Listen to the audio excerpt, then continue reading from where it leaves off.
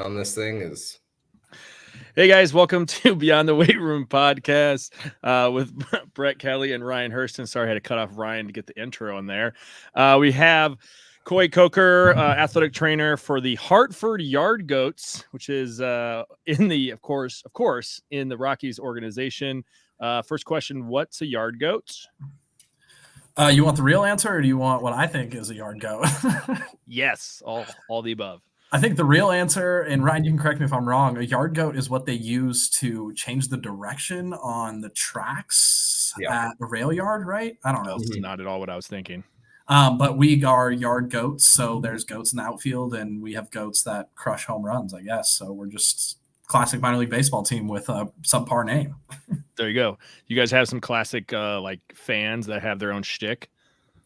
Oh yeah, we got wild fans out there. Some goat heads, big chains. You know, it's all goat heads. This is already the best podcast we've had, Ryan. Cool, man. Well, thanks for joining us.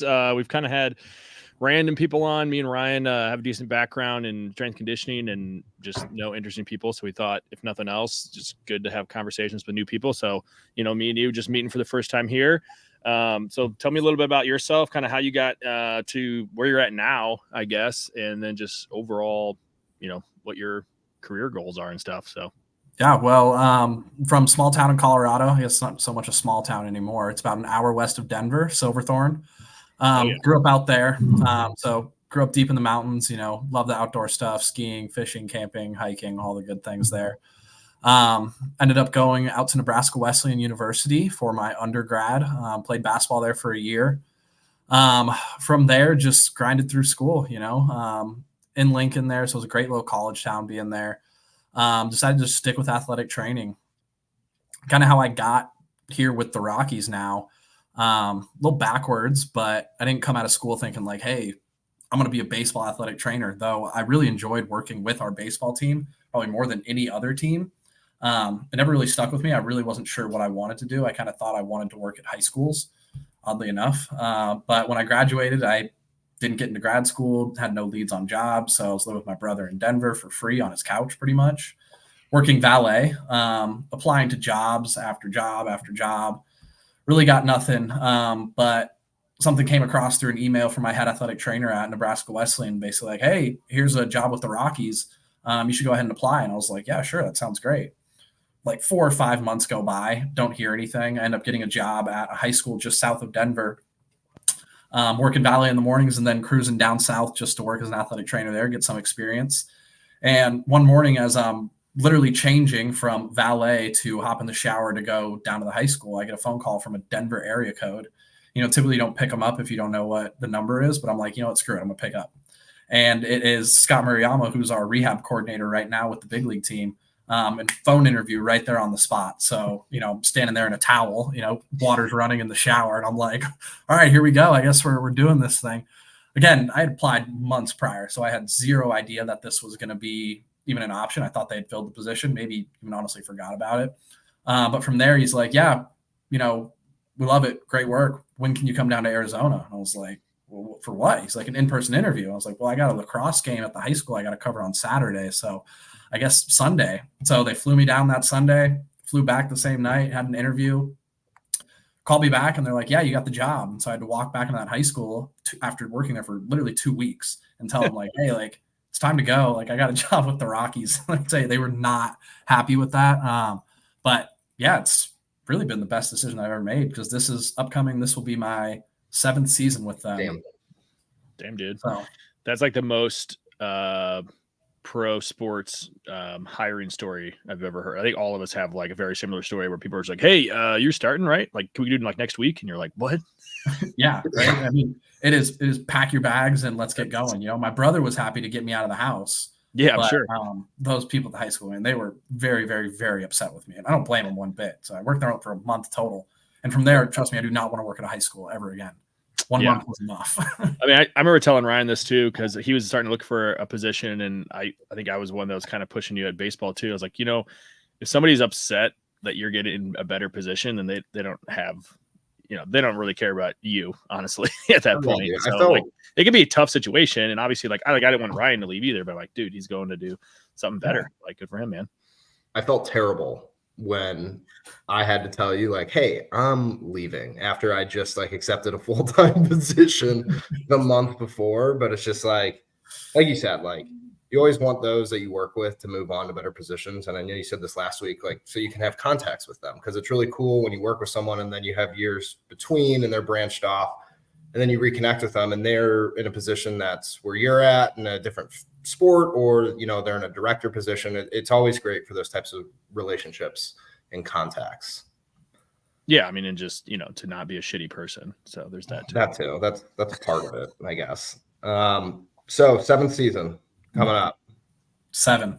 Trainer of the year in the Eastern League, by the way. Whoa, I didn't start off I should have started off the podcast with that, guys. Jesus.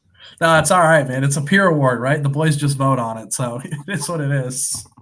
Yeah, but I think that speaks to who Coy is as an athletic trainer.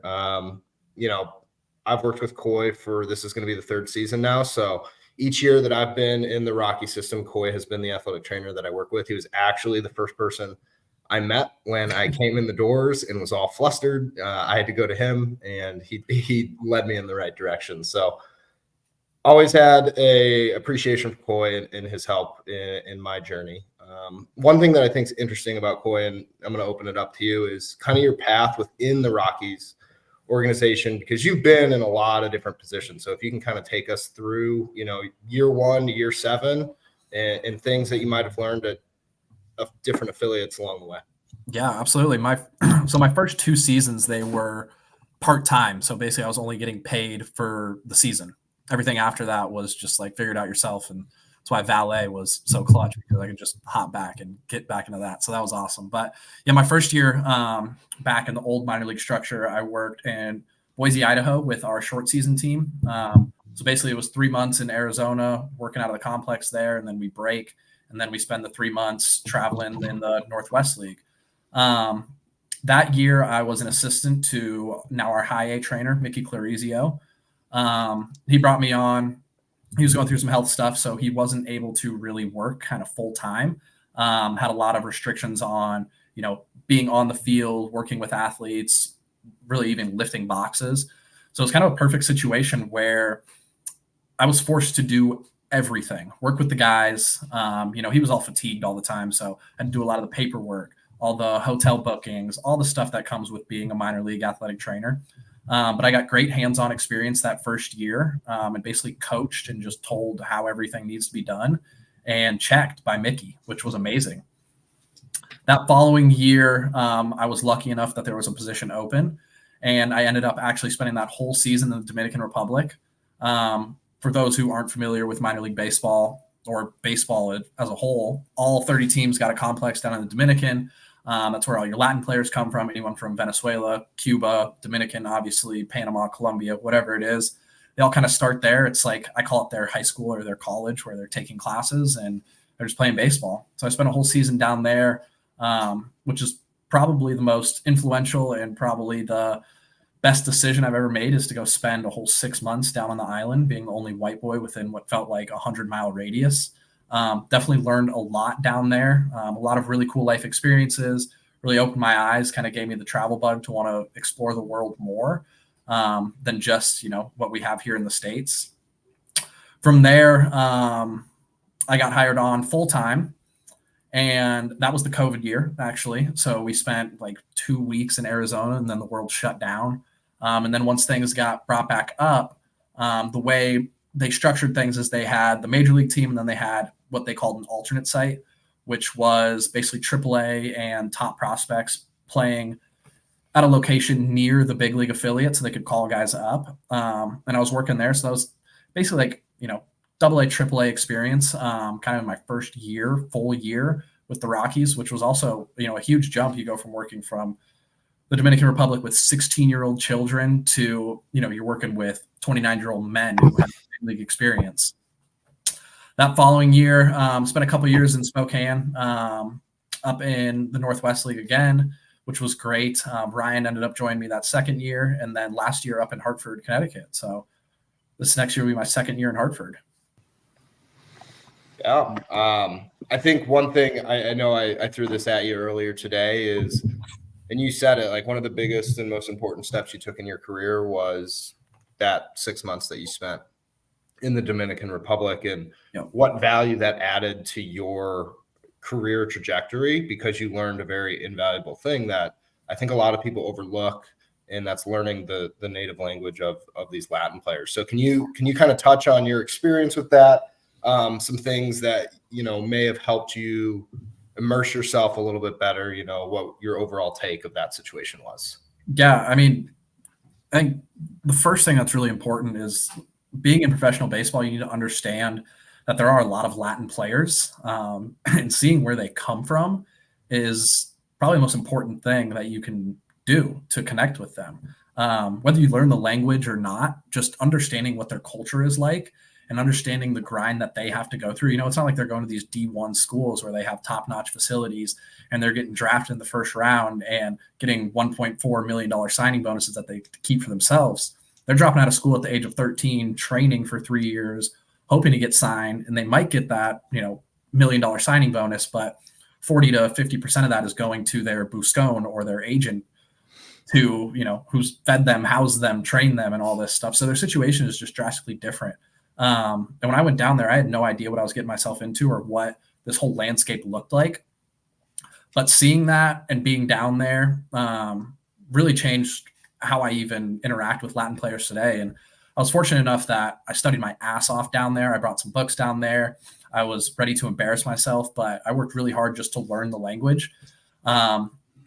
I'd have a notebook and I'd be sitting in the dugout with the kids and we'd be talking and, they'd say words and we'd be like passing a phone back and forth with each other, Google Translate, just so we can have basic conversations about, what they like to do, where are they from, how many brothers do they have, things like that, I went down to the beach down there in Boca Chica where our complex is. And I went and met one of the owners of the bar and I was like, hey, like, if I come and sit here, will you guys take care of me? Like, I have no idea what I'm doing. I speak barely any Spanish. I'm like, yeah, absolutely. 2-3 months in, I'm getting a free dinner every now and then. So I'd just be sitting on the beach, just studying Spanish, talking with the waitresses there, talking with the owner, talking with the people in the community. Again, me and my little book, just writing things down and drinking a Presidente. So just really like immersing myself within the culture. From there, it's really given me a leg up with a lot of what I do.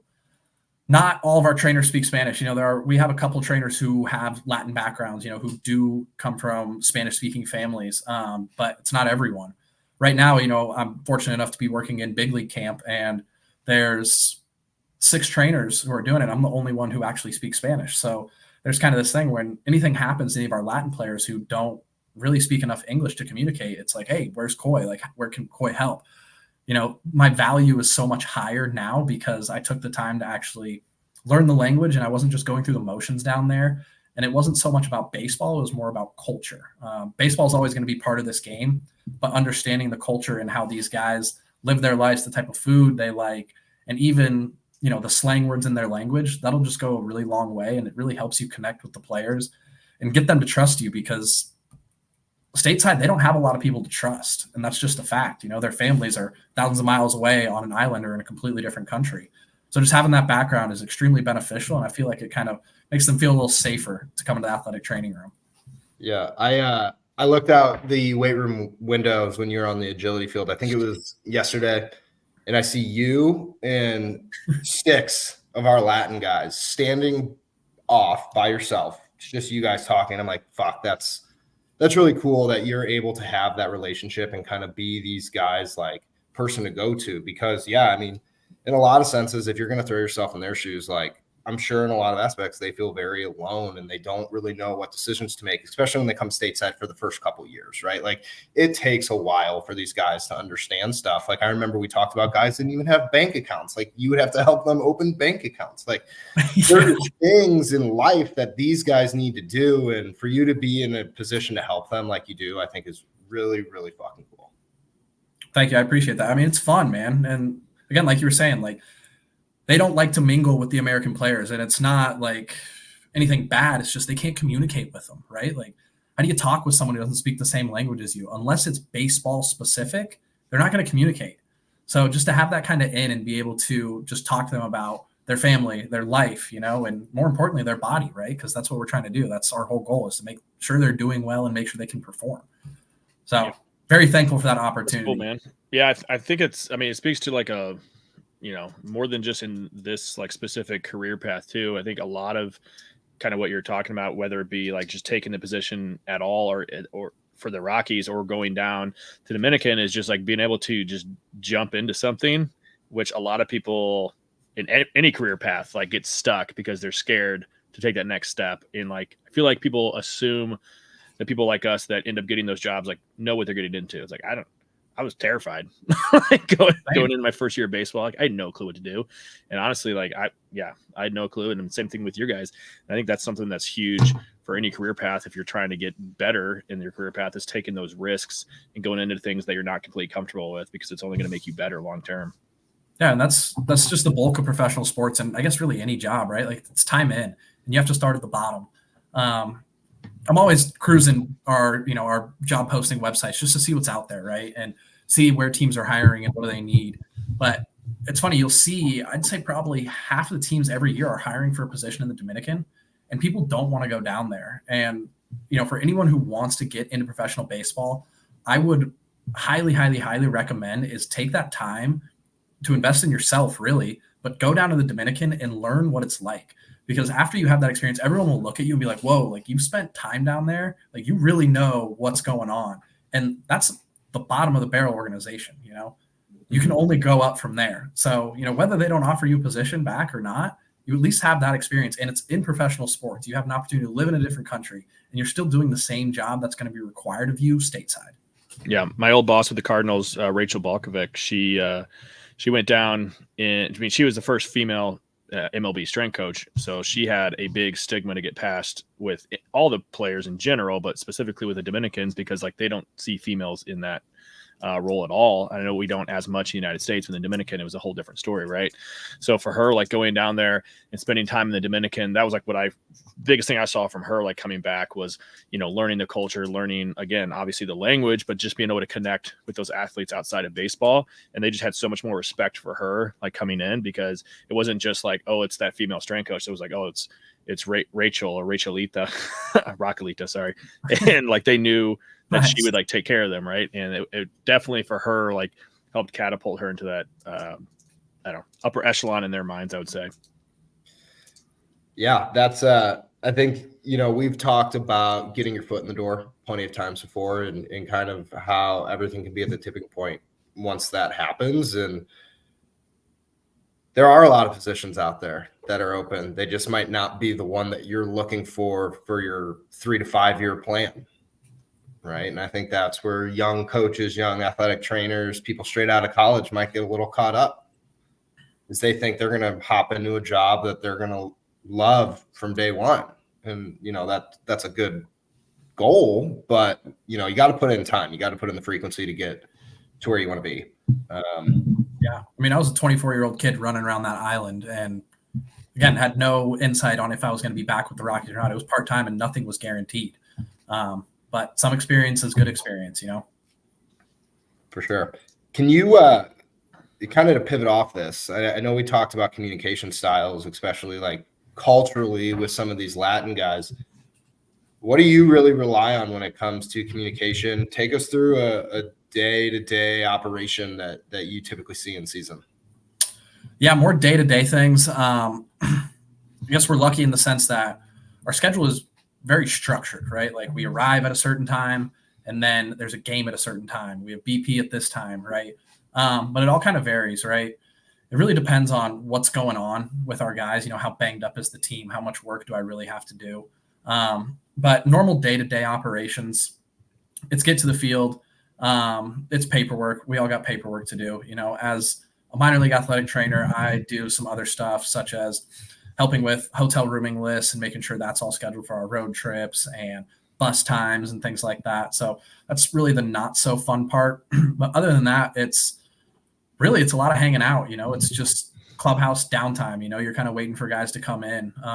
You always hope that you don't have a banged up roster, but there's definitely the time before BP where you're doing rehab with guys, or prehab, if guys are just a little sore. Baseball requires a lot of soft tissue work for your pitchers. One-on-one time is extremely critical with your guys, whether it's, hands-on soft tissue work or just talking to them about how they felt their outing went, are they tight in the forearm? Is their shoulder bothering them? Do they feel great? And that requires a lot out of Ryan and I as well. Keep an eye on pitch counts.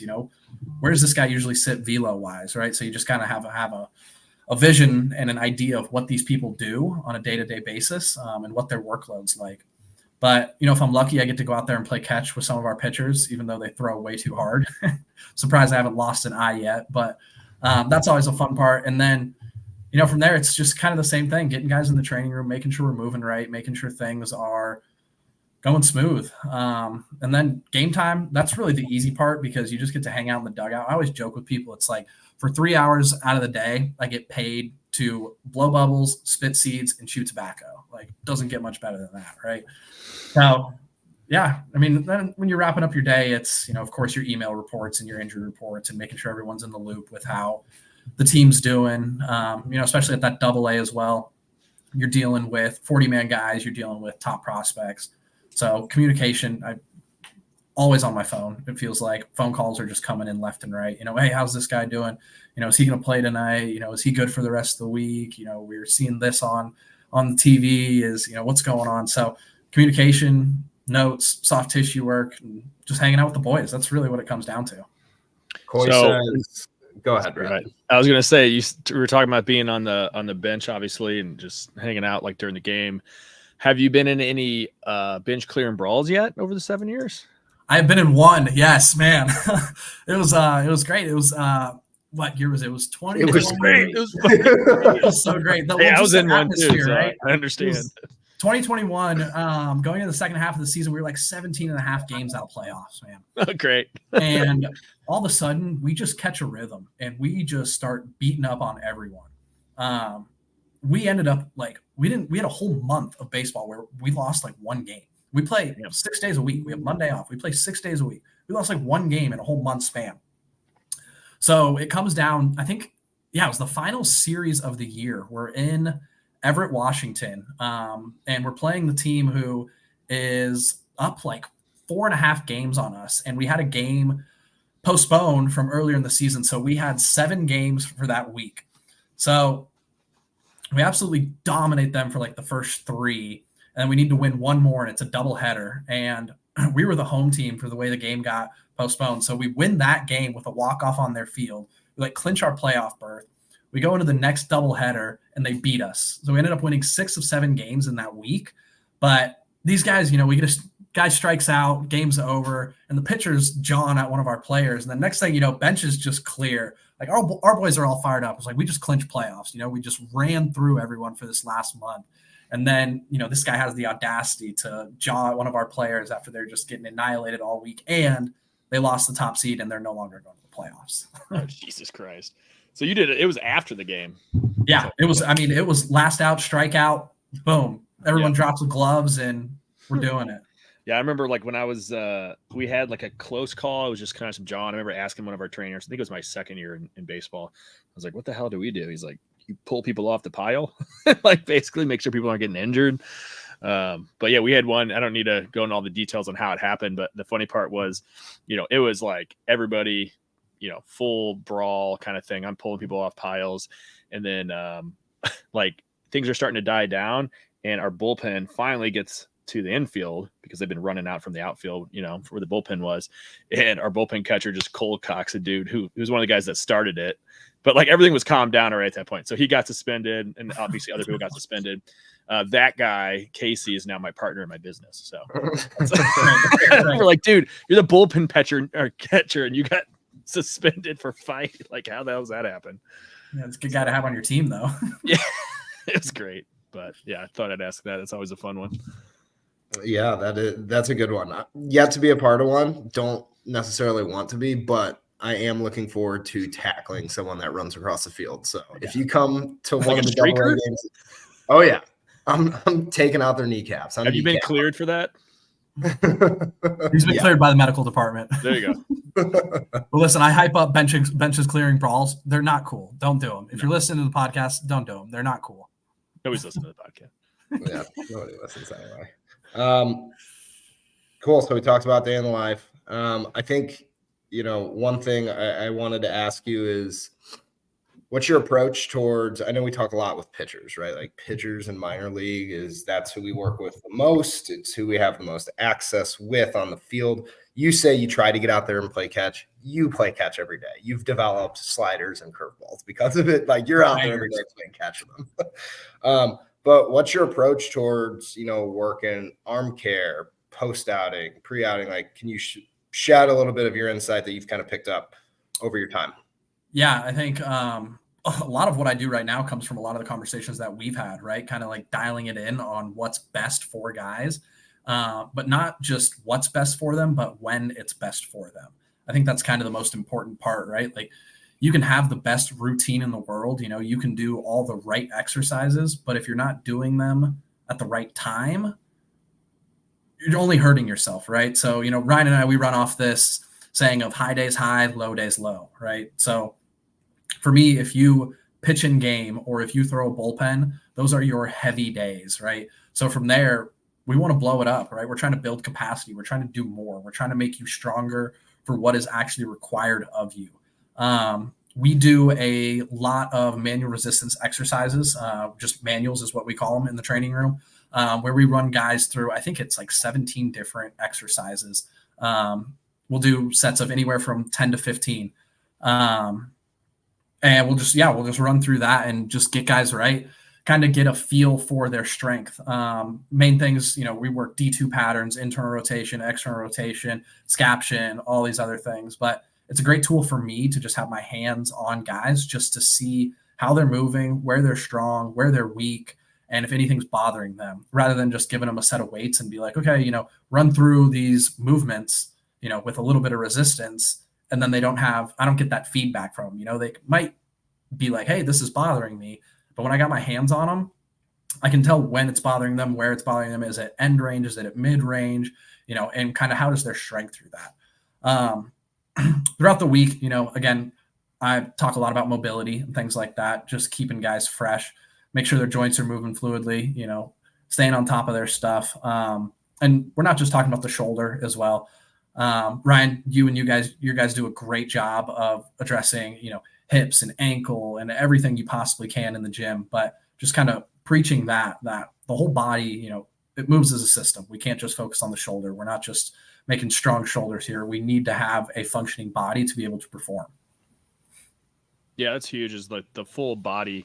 People always talk about elbows and shoulders with pitchers, but it's like, dude, if you don't have, proper internal hip rotation, like you're not going to be getting in the rotation you want, and then you might end up with back pain that might cause shoulder pain, and then it's whatever.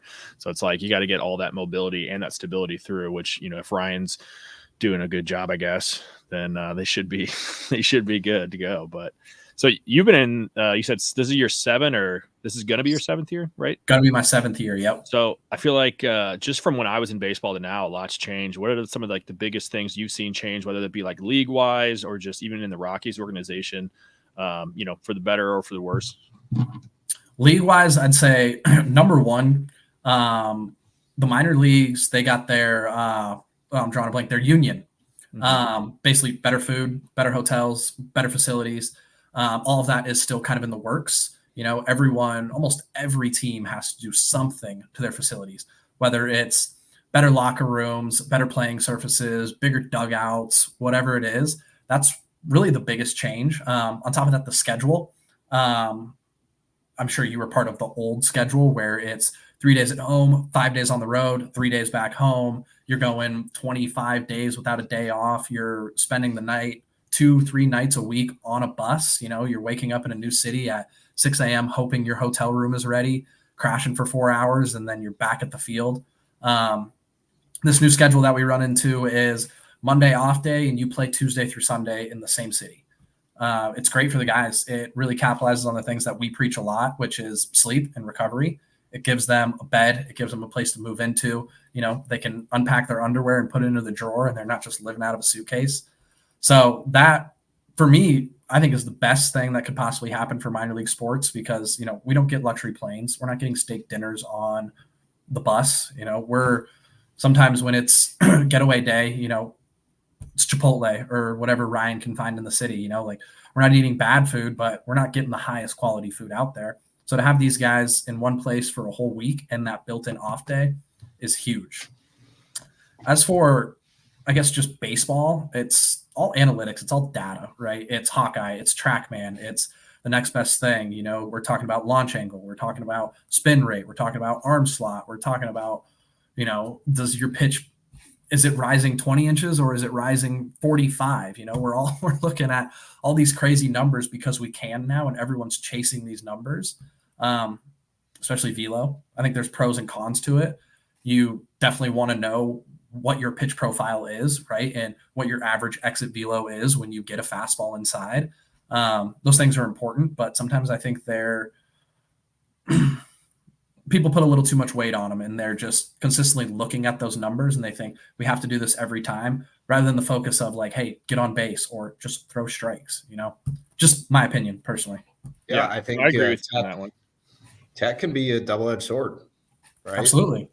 Like I know last year we found a guy whose arm slot dropped quite a bit, and it ended up he had something going on, in his upper back. So it was like, okay, man, like we're able to see that with tech, but also people get so ingrained in what they're doing with technology, and they think that that's the only answer. If a certain metric is off, it's like, well, we need to change him. It's like, listen, like he got here because of who he is. Why don't we look at that first? And if there's some variability, like, yeah, maybe we can go ahead and tinker with it. But we have to remember, like, these guys are professionals at the level we're at. Like, they're already the top 1%. And they're trying to get to the 1% of the 1%. So how about we just pump the brakes a little bit on some of the tack? It's even the same thing with kind of velocity, right? Like if a guy's throwing for the third time in 6 days and he usually sits 94, 95 and he's out there and he's throwing 91, 92, you got the pitching coach freaking out at the end of the dugout, like, hey, what's wrong with him? Like, well, he's tired of shit, man. You're wearing him out. Like, what do you mean what's wrong with him? Yeah, or he's compensating and trying to get to that 94 because they see that number and they see that dip and they're like, oh, instead of like I'm pitching and it feels good and I'm getting people out because I'm actually pitching, I'm chasing that end result. And now I'm putting more stress on my shoulder and my elbow because I'm changing my mechanics potentially, I feel like velocity and I feel like the radar gun is the number one cause for the increase in Tommy John, my personal opinion. A lot of research out there that would back that statement right there too. Yeah, go look at Cressy put out a podcast, I think last year, about like the high reaching effects of velocity, right? Like everything with youth now up to professional is about velocity and some of the effects it can have on the elbow. I mean, I think it's pretty cut and dry that humans weren't supposed to throw a baseball, 100 to 105 miles an hour on a regular basis. So Cubans were. What'd you say? I said Cubans were. They were built. Some Cubans, yeah. It's like, no shit, that guy got injured. Like he's done this for 100 innings, like, and he's never thrown that many before. So yeah, it's crazy to think like. One of the other things, and it might have changed since I've been in baseball, but one of the things was all like the guys that were from Cuba or Venezuela or Dominican, they were kind of preached since they were kids, like throw hard and get off the island. That's literally like what they were told. So when they come up, they're throwing, 99 potentially, but they have no clue how to do anything else. They don't know how to set up batters. They don't know how to actually play baseball. Is any of that like changing at all, you think, like on the academy level, or is that still like we're just getting the raw talent to the States and then trying to teach them how to play baseball? It's still all raw talent, right? So kind of as I touched on earlier, these guys drop out of school when they're 13 years old to train baseball. They're not dropping out to play baseball, right? They're going to an academy to take BP, take ground balls, learn to throw hard. It's, develop a curveball, but that doesn't mean they're learning how to throw strikes, where to throw the ball if it's first and second with one out and a ball smoked at you, right? They're not learning the details of the game of baseball.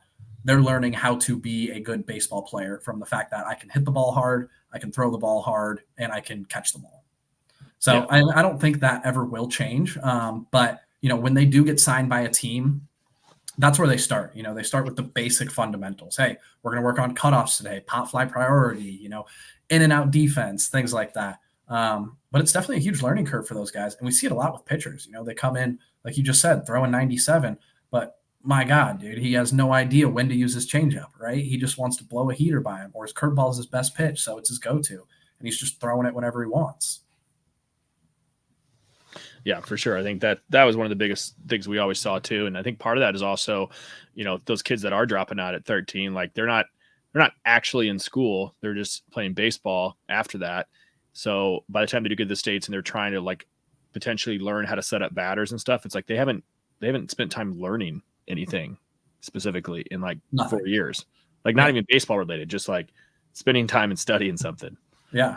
Well, I mean, we just had a summit in Denver, and a guy from MLB came in to talk about the economics of baseball, and he had a great point, and I completely agree with everything he was saying, but he brought up a slide that basically showed the percentage of, whether it was Latin players, high school players, and draft players, what the percentage of who makes it to the league for at least one day. And staggering percentage of 18% of all Latin players make it to the majors for one day. So only 18%. And he touched on this, and I fully agree with him, but it's all ethical, right? Like you're asking these kids to drop out of school, train baseball, and 18 of 100 are going to make it to the big leagues. So in my opinion, it's modern day slavery.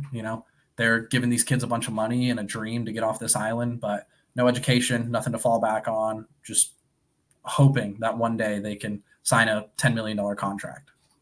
And if not, they go back and don't have any education. Or they just stay here in the States somehow. Yeah, that's true too, I guess. Yeah. Well, cool. I think, we can kind of end this with just some quick questions for you, Coy. First one, favorite thing that you do in the training room as far as like modality, and then least favorite. Favorite. I have several favorite modalities. I think I want to preface with saying like each modality has a specific purpose for a specific injury or reason. But if I had to choose one modality to use for the rest of my life, it would be a Mark Pro. Just strictly recovery based, non-fatiguing. You can wear it on the bus, you can wear it at home, they're portable, things like that. I think especially in the sport of baseball, when you're dealing with fatigue, pitchers in their arms, you just give them a Mark Pro, you tell them to go home, go play Xbox or watch a movie and just wear the Mark Pro for an hour. I think it's the easiest and best thing you can do. No risks associated with it. My least favorite would be ice. I will not use ice. The only time I will ever use ice is really hit by pitch. Any direct trauma on anything where you want to kind of control swelling. If you're talking, soft tissue injury from, muscle, ligament, anything like that, the last thing I'm going to do is recommend anyone put ice on anything. Damn, I really wanted you to say the HIPAA because you always look miserable when I walk by the training room and you're just rubbing down a guy like a piece of Listen, man, it's got its rubbing purpose. Down dudes. It's got a purpose, and we can't fault its purpose. Do I love sitting there for 10 minutes just rubbing my hand in a vinyl glove on a dude coated in baby powder? No, I don't. Yeah. Oh, I thought you were gonna say yes. Yes. But it's got to be done, Yeah, for sure. Yeah, I think, dude, it's been great talking to you. I know you were talking about how you got a travel bug from going down to Dominican. What are some spots? Have you been traveling pretty much in the off seasons? And if so, what are some cool spots you've been to and potential spots you're looking to go in the future? I've been very fortunate that I've been on a couple big trips with some buddies of mine. This past off season, I did a 10-day fishing trip with my buddies down in Belize. We went to San Pedro Island, and then we went down to Coy Coker and had like 3 or 4 days of just hanging out, partying, drinking, eating, all that. So that's kind of been my most recent vacation, but I've traveled a good majority of Europe. I've traveled a good majority of South America. I've been out to Fiji, really looking at trying to get to New Zealand. It's kind of my next spot, or maybe get back down to Patagonia and do some more fly fishing. Yeah, that'd be rad. You do like the fly fishing down there on the ocean? I would probably stick more like inland, do more of the rivers. I heard New Zealand's fly fishing is nuts. Yeah, they got Jurassic Lake. I don't know if you've ever heard of that, but they just got monster fish in there. Yeah. But yeah, a lot of the rivers down there. I'm not extremely educated on where I would go, but I got a buddy. He's got maps and he's got points dropped everywhere. He'll take me down there. We'll get after it. But I'm just a translator. I'll catch fish. We'll have That's sick, man. Yeah. Awesome. Well, thanks for hopping on with us. Good luck this season. I'll be watching the Yard Goats. I think it was Ryan's first season. I kept on watching this season. And anytime they didn't do good, I would just text him and be like, "Must be the strength coach, man." Yeah, it's always, always our fault. Listen, if we're not winning, the blame gets placed on him immediately. Absolutely. And then when people start getting hurt, it becomes my fault. And that can be Ryan's too. Yeah. Depends. And we just go from there. So we just sit back and we wear it. But just know we're trying. Okay. Nice. Well, thanks for hopping on, dude. Yeah. Thanks for having me, guys.